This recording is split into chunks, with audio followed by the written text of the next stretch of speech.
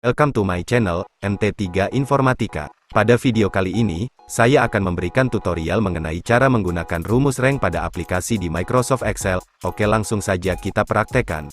Oke, rumusnya, diawali sama dengan, kemudian ketik rank, kemudian kurung buka.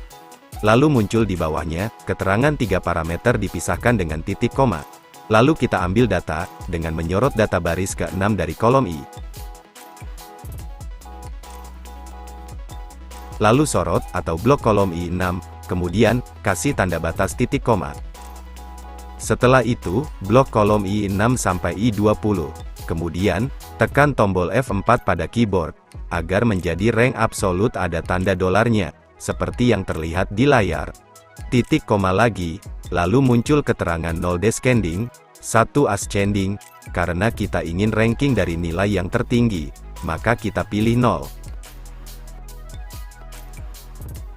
Keluarlah hasilnya, kemudian setelah itu kita copy dengan klik titik hitam plus pada sel, lalu sorot sampai bawah.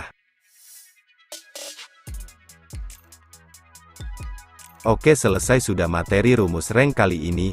Oh iya kawan-kawan, sambil dipraktekkan ya.